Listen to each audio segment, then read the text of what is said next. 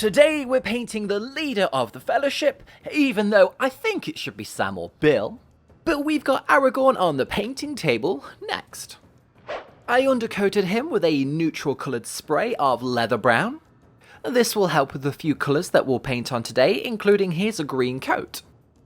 I started with an angel green war paint, and this is probably one of the colours in the old range that didn't quite cover as well, until the new Fanatic range came out, and then I swapped over to the newer angel green replacement, which covers much better. And I just needed a singular coat of paint to cover the cloak. Now there's not actually too much going on this sculpt, just a few materials here and there. So predominantly we're going to be painting him with some greys, blacks, greens and browns. Very ranger-like. He be one of those rangers. Dangerous folk. Brigandine Brown. Now normally I would use something like Rhinox Hide from Games Workshop for boots and dark leathers, but I might as well try the new paints whilst I've got them out. This is the new darkest brown paint by Army Painter, Overcoming Oak Brown. But it's just not quite dark enough for my liking, so we're going to alter that later on with some washes. But you'll be happy to hear that the new version of matte black is matte black. If it ain't broke, then don't fix it. And this black paint was used to base coat some of the other parts of the miniature, like his trousers, the belt, and the quiver. Now for this old sculpt, I'm not sure if these are supposed to be feathers. I mean, you can paint them that way and give them like a whitish kind of colour, but I've opted instead for the quiver to have some sort of top flap thing going on. So it's black. The last few things that needed base coats on was Aragorn's comfort sleeping blanket, because, you know, rangers like their creature comforts when they're out in the wild. His sword, because you never know what bush those pesky Nazgûl are hiding behind. As well as the final bit of leather going on, including some straps and his glove. I've painted this specific sculpt of Aragorn around about 4 times, and there is one thing that I hate on this sculpt, and that is his fat hand. There is just no definition on his fingers, so we'll try and add them in manually later on. Let's start creating some definition for our Strider. We're going to chuck on a few washes here to sink into the recesses and start creating some depth to our model.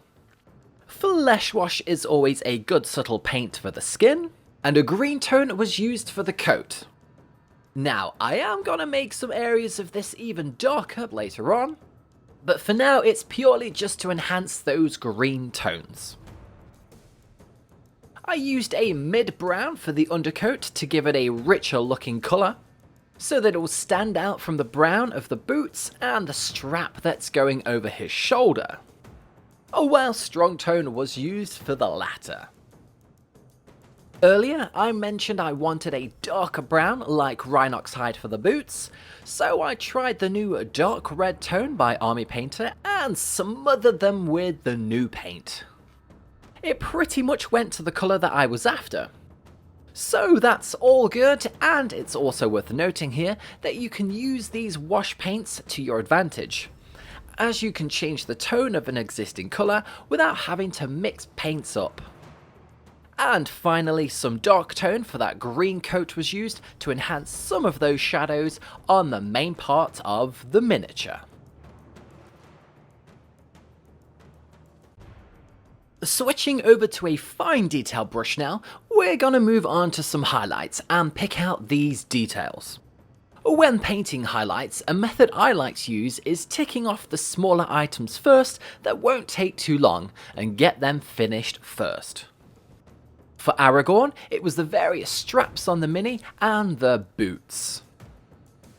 For me, breaking down tasks like this somehow doesn't feel like a chore, and I get to enjoy painting the miniature a bit more. Especially if I take a mid-session break with a coffee and some biscuits, or a second breakfast. If it's an unimportant item like the rope on the boots, then just a singular highlight would work for the most part. And then something a bit more intricate like the coat will have more.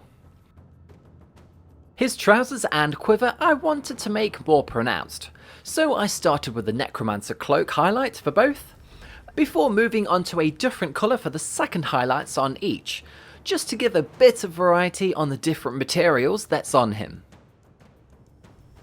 I added a simple crisscross pattern onto the flat surface just to make things a bit more interesting, and we'll do something similar on the Legolas video as well. For his outdoor comfort blanket, a couple of colours were used at this point just to make it brighter. This should set it apart from the dark looking quiver so we can see all the details. As Aragorn is a ranger and hangs outside like Bear Grylls on holiday, I'm going to opt for a more rough look to his clothing. So to start with, I'm going to use this wet mud effects paint as a layer for his undercoat. It was watered down slightly to make it thinner and apply easier, but instead of a smooth layer, it was kind of prodded on to create a slight mottled effect once dry.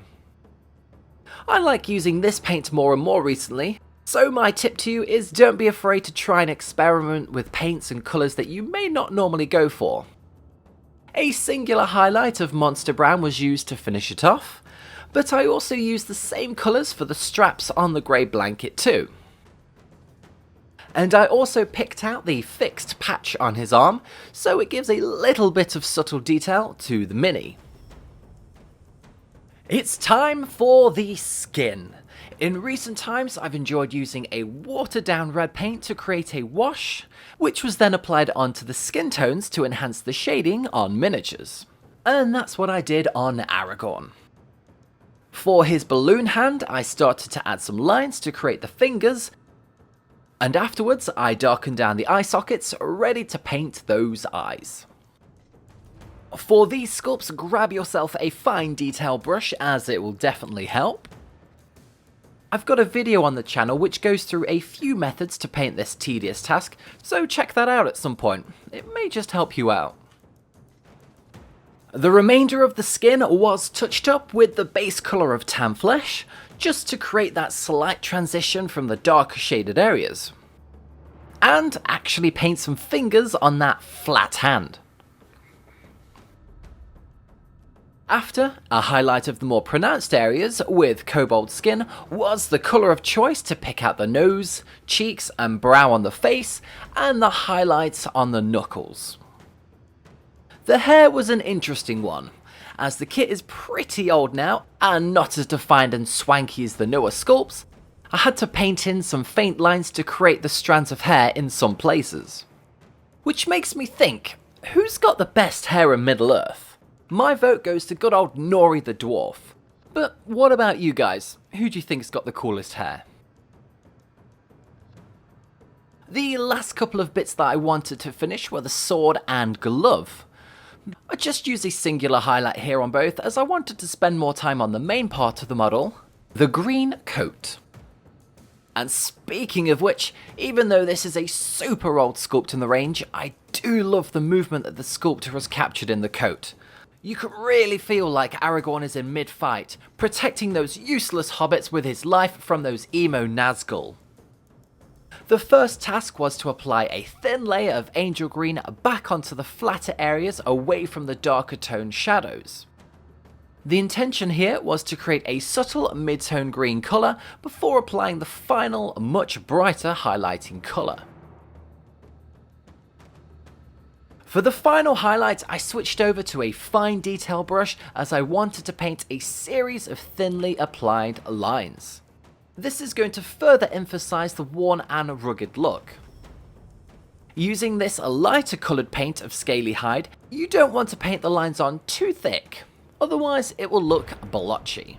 Just take your time, pick out the upper parts of the creases in the cloth and the edges. So we now have our leader for the Fellowship and we're coming towards the end of the series.